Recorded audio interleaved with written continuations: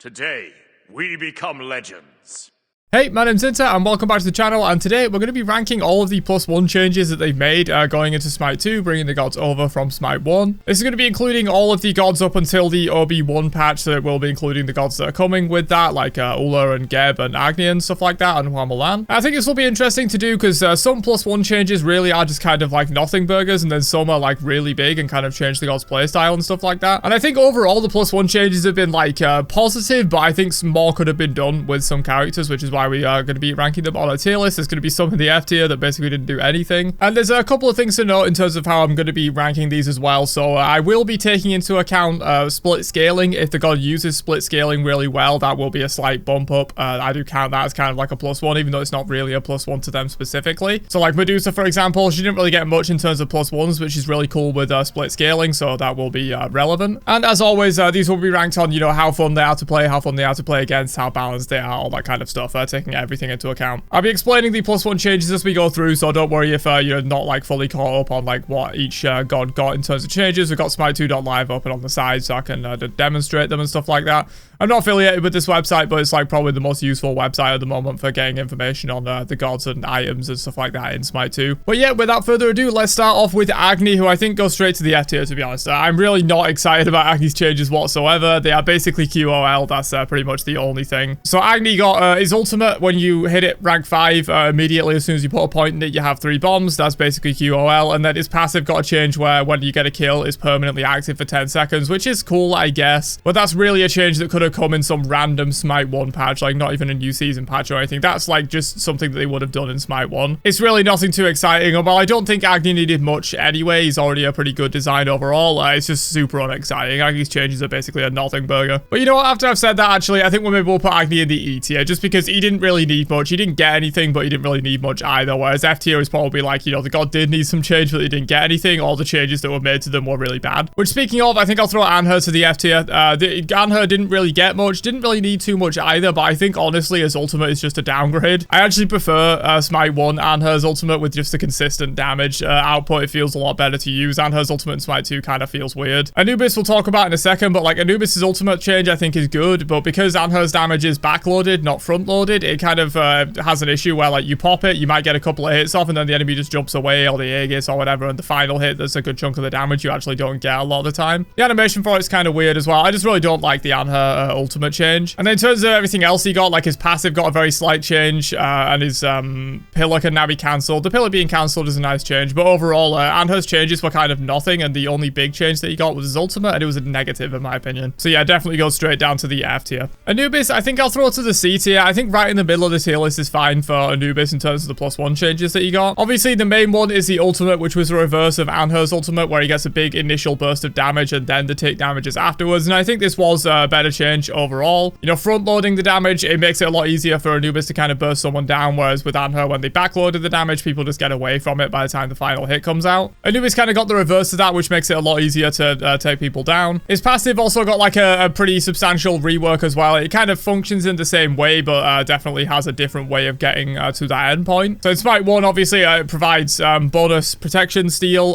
bonus CCR, and bonus healing from lifesteal. In Smite 2, the CCR's gone, which generally across the game, there's no CCR, which is kind of weird. I feel like I should probably add that back, but that's a bit of a side tangent. And in Smite 2, he just gets lifesteal and protections that increase based on his health decline. And it's kind of okay, but I kind of preferred the idea of like Anubis is this like insane lifesteal user that if you build a lot of lifesteal on him, it can get kind of crazy. Whereas in Smite 2, you don't even necessarily have to build lifesteal on him. You still do, but you don't have to like invest as heavily in it as you would in Smite 1, because you just kind of get free lifesteal. It's a little bit more boring. It makes his builds a little bit less interesting in my opinion. So overall, I think the passive was a not amazing change. I don't hate it, but I don't love it. And the ultimate change was good. So I think overall, middle of this tier list is good for Anubis. Aphrodite, I think I'll throw to B. Her ultimate change is very impactful. Being able to fly to the ally is definitely super useful, and it does add a new dimension to her playstyle, which I think is good for these kind of +1 changes. Lovebird scaling with intelligence again is also good in my opinion. It incentivizes you to actually build damage on Aphrodite if you want to do a substantial amount of healing. There's actually a downside to just going tank Aphrodite from support. And then she got a couple of other like QOL changes, like the 2 being able to do bonus damage if you hit both areas, and the kiss being able to go through enemies and still link to allies. So yeah, overall Afro, I would have preferred to see more change with Afro personally, but maybe they'll do that down the line. I think overall the changes were pretty good though, especially the ultimate change. Amaterasu, I think I'll throw to the C tier. So the ultimate change that she got, where it hits everyone in an area around you, I'm not actually a huge fan of. It does make her more smooth to play, but it also just makes her even more ridiculous in terms of the CC that she can put out in team fights, and CC is already a little bit of a problem in Smite 2. I don't think she really needed a giant AoE stun around her. I think it was kind of fine when you had to, you know, direct your stun a little bit and you might not be able to hit literally everyone with it. But in terms of the other changes she got, I do like the one giving extra stats and stuff like that, depending on which stance you switch into, getting the attack speed or getting the health shield. I think that's pretty cool, and also I don't think Alma needed too much. She's also a decent mixed scaling user, which bumps her up a little bit. She actually has reasons to build either strength or intelligence and can kind of make a good use of both. So yeah, overall I think Alma's kind of in the middle. Ares goes straight to the F tier. Ares' ultimate change that they made, especially with displacement immunity, is essentially just worse than Smite 1 Ares' ultimate. Kind of similar to Anhur, like I think the F tier is mostly going to be reserved for either absolutely nothing when they needed a lot, or straight up negative changes, which I think Ares' ultimate definitely is a straight up negative change going into Smite 2. And then in terms of the rest of his kit, they changed his passive slightly, which I guess makes sense because they want to remove aura items from Smite 2. There's not much you can do about that. You know, they want to remove aura items, therefore you have to change Ares' passive. And his 2 got like an ever so slight change where it's a buff that's applied now rather than an aura, which is, I guess, kind of interesting, but ultimately it doesn't really change his playstyle whatsoever. You still use the ability in the same way. So yeah, the rest of Ares' changes do absolutely nothing for him, and the ultimate is literally a negative. So overall, I think Ares goes to F. Athena, I think I'll throw to the C tier as well. I do kind of like Athena's changes. I think they were overall relatively positive. I really like the change to her ultimate where it provides a damage shield instead of damage mitigation. I think it makes a lot more sense because often with Athena, you're ulting to someone to save them, and damage mitigation when they're already on 20% health probably isn't going to save them, whereas a big health shield will. So yeah, I like the ultimate change. I like the change to Reach where it has a very high scaling now. Reach was just a kind of normal basic attack in Smite 1, whereas in Smite 2, it has insane intelligence and strength scaling, so you can kind of make a build around that, which I think is really interesting. She's a decent-ish mixed scaling user as well, so I think overall Athena's changes were relatively good. Bacchus, I think I'll throw to D. Bacchus really didn't get much of anything, honestly. He plays the exact same way. He got a little bit of protection scaling added to his kit. He has a bit of mixed scaling, but honestly, you don't really build too much mixed on Bacchus anyway. And he also got that extra little change where his 1 applies a big slap of damage based on his protections after you use his 1, which is a cool change, but ultimately it doesn't really change his playstyle or anything. It's just kind of a little bit of an extra. Like, that's something they could have done in Smite 1, for example. Baron Samedi, I'm going to throw to A tier, purely for the reason of Baron's Brew. I think Baron's Brew is one of the coolest +1 additions that they've made in Smite 2. It's really unique. You know, if you have a Baron on your team, you really feel that impact. Being able to have access to Baron's Brew, especially in the early game, is like super good for clear and finishing off enemies, especially for melee gods when they don't have a ranged option. The other main +1 that Baron got with the 3 like mesmerizing everyone around the initial target if they were at high hysteria is kind of fine, but it ultimately doesn't really do too much for him. The main reason Baron's up this high is Baron's Brew. I think it's a really cool addition. Bellona goes straight to the E tier. Similar to Agni, she basically got nothing. Bellona plays no different at all in Smite 2. She does get like some extra stuff based on what current weapon she's using. You know, I think she gets a stacking attack speed with Scourge. She gets some other stuff with 1 and 2. I guess we'll look that up. I've kind of forgotten what it does, to be honest. Yeah, physical protections, magical protections per stack with the shield, and then strength per stack with the hammer. Like, ultimately, it doesn't really change anything for her. And again, this is another kind of change that, like, they could have just made this in a random patch in Smite 1 and it would have been pretty acceptable. But I think as a +1 change going into the new game, it doesn't really do anything for her. The stats that her ultimate gives now scales with protections, which I guess is kind of cool. She's not mixed scaling in any way whatsoever either. So Bellona really just didn't get anything. She plays the exact same. She doesn't really feel any different. I think very similar to Agni. We'll throw it to the E tier. Cabrakan's on here, but we haven't actually seen him yet, so we'll skip him. Cernunnos, I think Cernunnos is an interesting one. I think I'll throw him to D tier for now, and that is mainly because he didn't really get any major +1 kit changes other than split scaling. Like, the whole kind of idea of Cernunnos was, oh, he's going to be this crazy split scaling god where, like, his one has a bunch of effects that scale with int, and you can get, like, really strong slows, really strong prot shred, and stuff like that if you are going for int. But the problem is, like, Cernunnos, when he initially released, people did experiment with building him int, and it kind of worked. People tried, like, a double stacking build with Book of Thoth and stuff like that. And it was kind of okay, but then over time, they just kind of nerfed Cernunnos' int scaling and buffed his strength scaling to the point where he just plays like a regular strength hunter now and builds the same as like something like Anhur or Jing Wei. Obviously, at the moment, that's not necessarily true because everyone's building the broken Sunbeam Bow Braggy's Heart build, which does have a lot of intelligence. But before that build came to pass, Cernunnos was just building strength like any other ADC. And I think once that build gets nerfed, he will probably go back to doing that. So ultimately with Cernunnos, like, I think he would have been a little bit higher if they had actually leaned into the intelligence scaling aspects of him a little bit more. But ultimately, in the end, they just kind of like removed a lot of the reasons to build intelligence and just buffed up his reasons to build strength to the point where he just plays like any regular strength hunter and plays kind of no different to Smite 1, really. But those aspects are still there. He does have some interesting intelligence scaling on his one and stuff like that, which is why he's one tier above Agni and Bellona, kind of in the same tier as Bacchus. Like, he did get some change, but it ultimately didn't really impact him at all. So next up is Chaac, who once again didn't really get too much other than a little bit of split scaling. He is one of the better users of split scaling, though. I think there is actually some substantial reason to build intelligence on Chaac. He does get a lot of value from it with the increases to his heal. His ultimate scales quite heavily with it. The heal on his passive scales with it. The 2's protection scale with it. So there is definitely a reason to build both strength and int on Chaac, and I think he's a relatively decent example of split scaling. But other than that, he didn't really get anything else, like in terms of actual playstyle changing +1s. And I do think Chaac could have maybe used some, you know, new interesting dynamic to his playstyle. He really is just like press 1, press 2, press 3 if you need healing. He's not really that interesting of a character overall. And I do think he could have got more,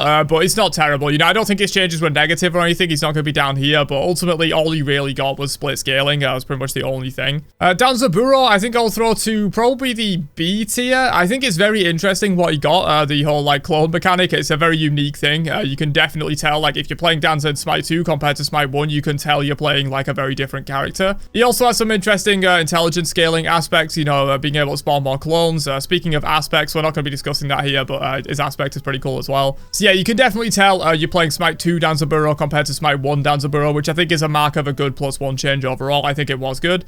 I'm not a huge fan of the clones personally. I think they're going to get quite annoying as Smite 2's life cycle goes on, but it is definitely a really impactful change that makes it feel like you're playing Smite 2, which I think is a good example of a +1 that's good. Fenrir, I think I'll throw to D alongside a lot of these other ones.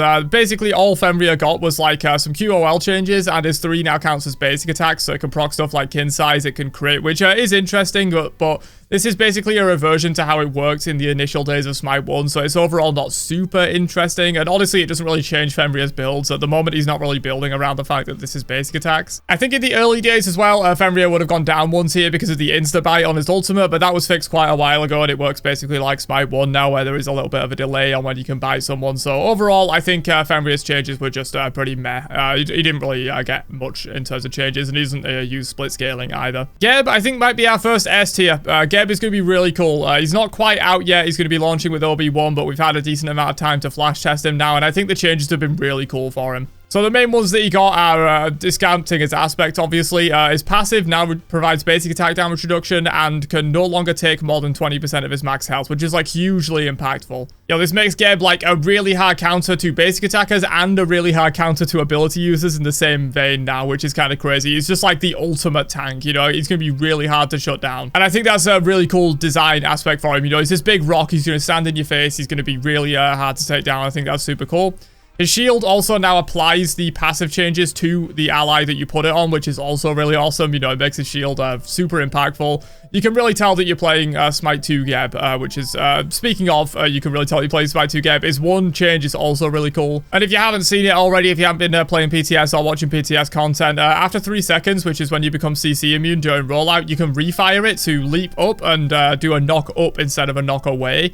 And that is really impactful for him. You can use a jump to like jump backwards if you like overshot your target, or you can catch them up with the jump, or you can just do it on yourself. It's really cool. I think it adds a lot of interesting dynamics to Geb, and you can really tell that you're playing Smite 2 Geb compared to Smite 1 Geb, which again, as I've been saying throughout the list, is really a mark of a good +1 change in my opinion, when you can really tell that you're playing an advanced version of the character. So yeah, overall, Geb got 3 pretty impactful +1 changes. I think they were all really good in my opinion, so I think it's going to be our first S tier.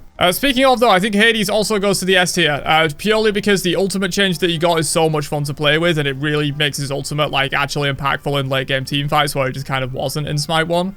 He didn't really get much else, and honestly, if anything, the fact that his 2 fierce enemies away from him instead of towards him is a negative, but I don't think it's enough of a negative to bring down the placement to an A tier. Purely because the change to Hades ultimate, again, it's another one of those where, like, if you play Smite 2 Hades and then you go back to playing Smite 1 Hades, you're really going to notice that Smite 1 Hades is just worse, because the ultimate change that they made to him in Smite 2 was really cool. And this should be the kind of benchmark for cool +1 changes for gods that need them, in my opinion. And if you somehow aren't aware yet of what Hades does in Smite 2, when he ults, he can use one of his basic abilities once during the ultimate channel. So if you ult and they jump out of your ult, you can dash to follow them. If you ult and they can't get out of your ult, you can 3 for even more damage. If you ult and you think they might try and get out of the ult, you can silence everyone around you and keep them in it for an extended period of time. It's just really cool.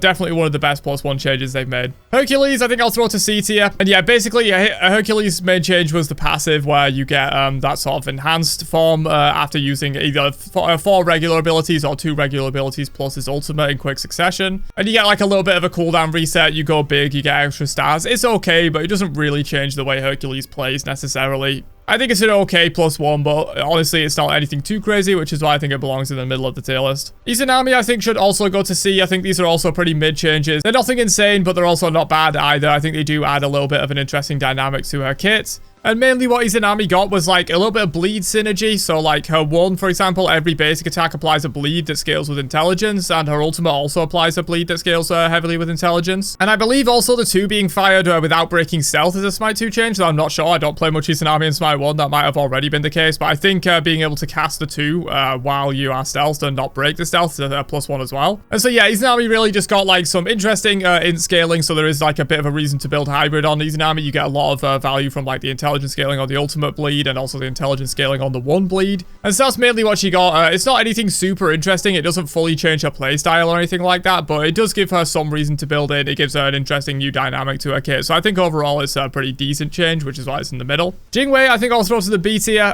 Balance aside, of course, because this has been pretty unbalanced overall. Just made Jing Wei one of the top ADCs, basically the entirety of her life cycle in Smite 2. But I do think the +1 changes that Jing Wei got were actually quite good. So the main thing that she got was this, being able to apply charges of explosive bolts, so you can hold up to essentially 9 shots of it, or even 12 shots if you've got 3 charges and then you've got it off cooldown as well. And I do think it's an interesting dynamic to this ability. They might have to like nerf it overall, like with the cooldown or whatever, but I think overall it is a really interesting mechanic. And then her ultimate also got a little bit of a +1 where you can choose to fly back to your initial location, do another airstrike if you want to. And yeah, overall I think they do add an interesting dynamic, an interesting new mechanics to playing Jing Wei in Smite 2. I think they were overall pretty solid positive changes. Moving on to Khepri, who I think I'll throw to the E tier. Khepri, honestly, he's kind of a lot like Agni, a lot like Bellona. I don't think he really needed much, but he really didn't get much either going into Smite 2. I think the only +1 he really got was his 2 max range applies in an area now. But ultimately, it doesn't really change his playstyle whatsoever. You're still kind of using him in the same way. And I'm pretty sure that's like the only +1 change that Khepri got really going into Smite 2. So yeah, very boring. Smite 2 Khepri, he doesn't really play any different to Smite 1 Khepri. He's just got a tiny little +1 on the 2. Kukulkan, I think I'll throw to the C tier. I think, again, a lot like these ones that are in C tier. These changes that Kukulkan got, they were fine, but they weren't anything too crazy. The main one that he got, of course, was his 2. If you do your 2 from the whirlwind, you get a dash from it, which I think is really cool. Adding mobility to Kukulkan is a little bit scary, but overall, I don't think it's been like too much of a balance problem. It's not like Kukulkan's OP in Smite 2 or anything. And it does add a new dimension to his playstyle. It makes him a lot harder to dive onto. You know, you can put your 3 on yourself, they end up taking a bunch of damage, you dash out, you slow them, they keep in the whirlwind and stuff like that. I think it is interesting, but ultimately, it's nothing too crazy and hype like, you know, Baron's Brew or Geb's changes or Hades' ultimate changes. Loki, I think I'll also throw to C tier. Basically, Loki got the Vanish cooldown reset on getting a kill, which does make him a lot more slippery in team fights. It gives him a lot more potential to just run through multiple people with that stealth reset. But ultimately, that's pretty much all Loki got, and it is a relatively cool change, but it's nothing too crazy. It is a bit of a playstyle shift for sure. You can kind of go a lot more all-in with Loki now, and you can burn your blink or your ult to secure a kill and make sure you've able to get out with the vanish reset. It does kind of change the way he plays a little bit, but ultimately it's nothing too exciting, so I think C tier is fine. Medusa, I think, will also go to C tier. In terms of the actual +1s that she got, with like the statues being able to be broken for a burst of strength and in and a permanent stack of strength and in, it's kind of cool, but ultimately it doesn't really impact her overall too much. The 3 being able to break statues, and when you break one, it resets the cooldown, or not resets, but gives her a big burst off of the cooldown of her 3 is kind of cool as well. But ultimately, the +1 changes I don't think really do much for her, but I do really like how Medusa uses split scaling. I think she's one of the perfect users of strength and in for like an ability-based build. I think it's really interesting. She can double stack, she can slot in like a Soul Reaver or a Crusher or a Heartseeker, even if she was building mainly like strength or int. And I think she is one of the better users of split scaling, so I think overall that's going to bring her up to the C tier.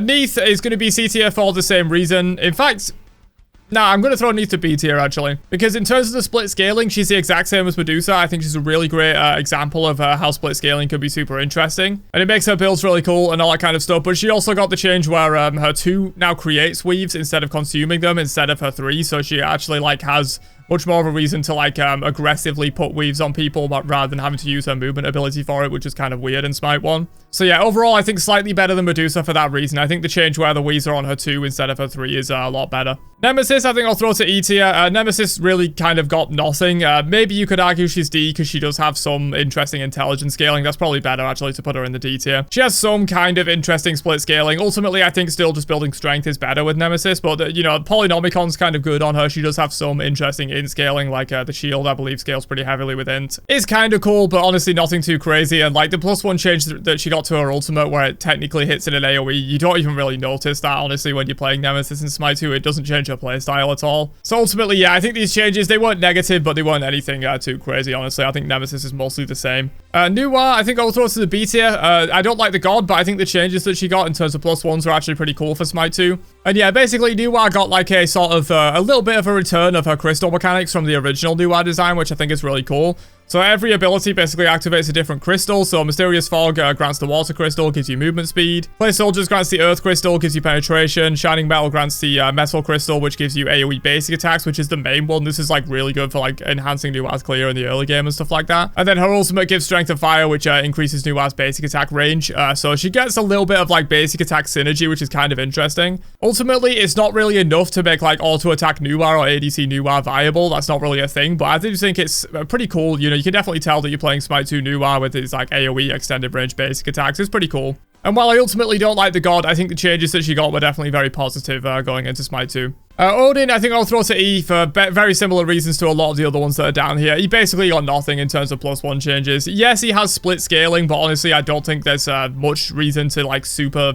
like go heavy into building int on Odin. Yes, it enhances his shield. He has some kind of interesting int scaling, but ultimately you're just better off going strength on him. And yeah, in terms of like actual +1 changes that he got, aside from split scaling, he basically got nothing. I can't even remember what Odin got, to be honest, in Smite 2. Really just nothing burger. He plays no different. He feels no different compared to Smite 1 Odin. Pele, I think I'm going to have to throw to the F tier, unfortunately. Pele, she has no split scaling to speak of, which is a little bit sad, but I can kind of understand why they went for it in that way. But then the main +1 change that Pele got, everything else she got was basically QOL, is the 2 gets the like dash forward if you're in the enhanced version, and ultimately I think this just feels kind of weird to play with. I thought I might get more used to it over time, and maybe I will. I haven't played like overall that much Pele in Smite 2. I think maybe once I get, you know, 2 dozen games under my belt, I might get used to it a bit more. But it just kind of feels weird. Ultimately, Pele already had ways to close the gap with her 3, with her ultimate, and with Blink and stuff like that. I don't think she really needed this. And it just makes her feel kind of weird. So yeah, ultimately, I think this is overall a negative change, which is why she's in F tier. All the ones in F tier, at least so far, are like straight up negative changes. Poseidon, I think I'll throw to the C tier. I do like Poseidon's changes, especially the 1. I think the 1 change was really cool, giving the triple wave. It's really overpowered. They probably do still need to nerf it a little bit more, maybe make it so that these side waves do like 25% bonus when you shotgun someone rather than 50%. But yeah, it's relatively cool. And then overall, Poseidon didn't really get too much else. He pretty much just got that 1+1 change. I guess the 2 being an auto attack reset is kind of QOL, but it's also kind of a +1. It does make a difference. But yeah, overall, Poseidon's changes were good, but nothing too crazy, which is why it's in C. Ra, I think I'll throw to the D tier. I do like the idea of his 2. I think it's a really cool change. It definitely does make Ra play very differently compared to to Smite 1 Ra. But I think it's a little bit of a problem, at least on balance at the moment. I think maybe they need to make it so it procs item effects at a reduced value. I don't think they have that tech in the game yet, but it obviously is a thing in Smite 1, and I think it's something they could add relatively easily. It just kind of creates a very degenerate Ra playstyle where he just builds like a Phoenix Shield and Glad Shield and proc effects and just kind of abuses that too and doesn't really play like a mage anymore, which is interesting, but I do think it's a little bit cancerous to play against. Sobek, I think I'll throw to the B tier. Sobek, much like a lot of these other ones in B tier, he just got some overall solid positive changes, but nothing too crazy. I like the idea of his 3 being able to spread the poison and anti-heal to people. I think that's really cool. The Sob Execute is awesome. I think people are overreacting to how crazy Sob Execute is. It's merely just good for tank versus tank gameplay, which makes him a lot better in the solo lane, which is really nice. I think his solo lane is super fun to play in Smite 2 compared to Smite 1. He actually has like a decent wave clear and a reason to pressure and stuff like that, whereas in Smite 1, Sobek was just kind of like he stalemates the lane and doesn't really do anything until late game. Sobek now can actually pressure from solo lane, which is really cool, and then his late game's pretty scary. It's also QOL, not really a +1, but I really do like the pluck change, where if you pluck a target that can't be plucked, it immediately cancels the rest of the animation. That just makes him feel a lot more smooth.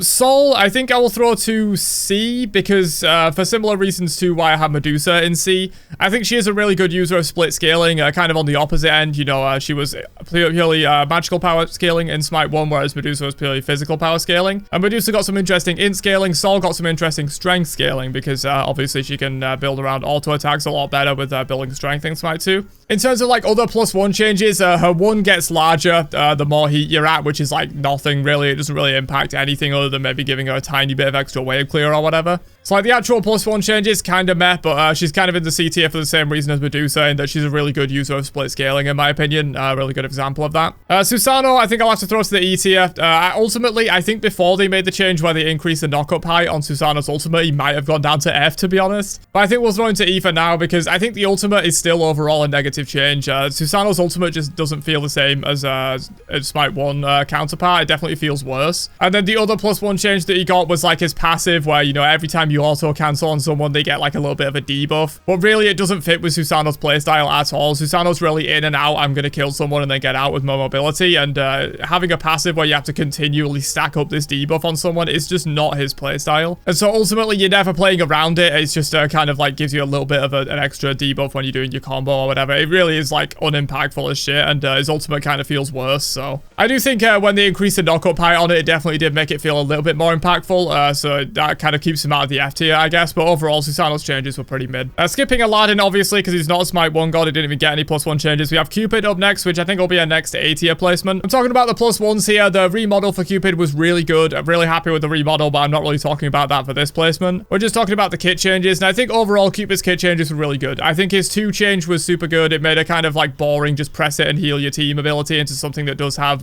multiple use cases. Like his ultimate being able to heal allies is also a pretty cool +1. You know, if you're dropping that on like multiple people on the enemy team, your melee divers can kind of get in there, and they can get a little bit of that bonus heal when they're diving the god that you've crippled. And his passive being able to stack twice is also really nice. You know, just being able to use like a heart bomb and an ultimate both enhanced. The ultimate also got changed where it stuns instead of mezzing if you're at the max heart stacks, which is much better than it mezzing for double duration like it does in Smite 1. So yeah, overall Cupid got a bunch of relatively small changes, and I think they were all really positive. I think he plays a lot better in Smite 2, so definitely A tier. Skipping Akase and Mordred, obviously, we have Mulan, which I think I'll throw to like, I don't know, D, maybe. I'm not really super impressed by Mulan's changes, to be honest. They weren't absolutely nothing burgers like a lot of the ones that are down in E tier, but ultimately they aren't really too impactful. The ultimate changes, they're kind of cool, but they don't really change the way Mulan plays at all. And the XP banner, I do find it kind of awkward to use. I think maybe as I get more used to it, and as we kind of learn a little bit more about like breakpoints, you know, maybe you can place it down at a certain point in the game and it makes you hit a level breakpoint in the early game that the enemy won't hit. And that could be kind of cool. It gives her a little bit of extra support niche as well, I guess, because you can get double value from the XP banner. But ultimately, I don't think the changes were overall that interesting, so she's going to go to the D tier. Next up is Thanatos, who basically got pretty much nothing, so I think I'll throw him to the E tier. I think he got like slightly faster Soul Reap, and that's like pretty much it, right? I don't think Thanatos really got too much else, to be honest. Thanatos barely got anything. And while ultimately I don't think he needed much, I think they could have done a little bit more than they did with him, so I think I'm going to throw him to the E tier. Morrigan, I think I'll also throw to E, because again, did Morrigan get anything? I don't even remember like any +1 changes that Morrigan got, really. I guess if you count it as a +1, +1 that she gets the enemy's relic cooldown when she ults, but I don't think that's really a +1. I think that's honestly unintended. And I guess she got the thing where like her final hit of her chain that does the AoE percent max health damage, that procs her 2 now, I believe, which is kind of cool, I guess.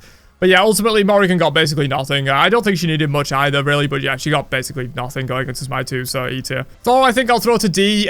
He's relatively cool, the 3 change that he got, but that's basically all he got. Being able to retract the wall is just QOL. That could have happened in a random Smite 1 patch. That's not really a +1 in my opinion. But yeah, the 3 being able to apply his passive lightning is pretty cool. It does definitely help a lot in the early game, you know, clearing off the side minions of camps when they wouldn't normally die to your 3. You can get a little bit of extra damage for that. It's kind of cool, but ultimately it's also kind of nothing. I don't think Thor needed much. Like, Thor didn't really need much at all in my opinion, but I do think they could have done more with it than just like what they did. Ula, I think, goes to the E tier for the same reason a lot of these other E tiers. Ula's changes are basically nothing. They're going to be very unimpactful. Basically, when he 3s in bow stance and then swap stance, it leaves behind a slow field, and when he 3s in axe stance and then swap stance, it leaves explodes and reduces enemy protections. It's basically a nothing burger. Ula got nothing. He didn't really need much either, but yeah, it's definitely an E tier. Yemoja, I don't think really got much else either, really. I think like her passive is now applied by her abilities or something, which is kind of cool. And her 2's shield now like scales on max health, which is kind of interesting, I guess. But ultimately, I think I will throw Yemoja to D for a similar reason to Thor. Like, I really don't think she needed much whatsoever. Like, Yemoja is already such a good design that I don't think they really needed to add more complexity to her case. She's already the most complex god in the game. So yeah, ultimately, I think I'll leave Bellona in the D tier. Yemoja, not Yemoja, sorry, Ymir. We just did Yemoja. I think I'll throw Ymir to B tier. I think his changes were relatively good. He kind of uses split scaling if you want to move around. You know, you can do crit Ymir, also attack Ymir is kind of funny. But I really do like the rocket jump wall change. I think that was a really good idea for him. And that's pretty much all he got, but it's kind of like, you know, Baron is up here purely for Baron's Brew. Ymir is up here purely for the rocket jump, basically. That's pretty much all he got, but I think it's really cool. It does definitely give him a new dynamic. And finally, Zeus, I think I will throw to the B tier, maybe? Zeus is kind of a hard one, because, like, in a way, the changes were kind of a negative, because it took away Zeus's old playstyle.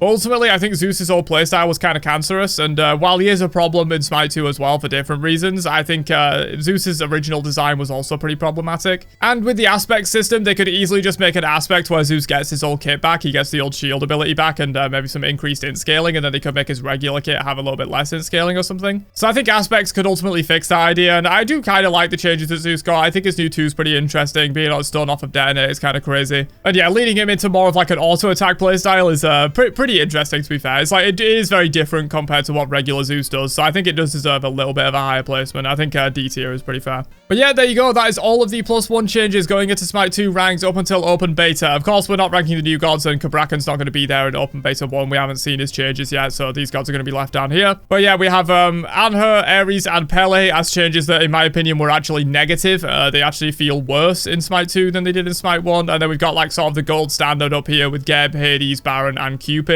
Geb and Hades got like really playstyle shifting, big changes that really impact the way they play. Baron got Baron's Brew, which is just absolutely sick. And then Cupid got a bunch of smaller changes, like his ultimate healing, his 2's rework, his passive stacking multiple times, all that kind of stuff. So Cupid is just like a big mountain of a bunch of small positive changes that ultimately add up to make him feel a lot better. But yeah, what do you guys think? Are there any +1s that I put a little bit further down that you would have in the higher tiers? Do you think Pele's change is actually really good or something? Let me know down below, and I'll catch you guys for another one later on. Have a great day, and peace out, you nerds.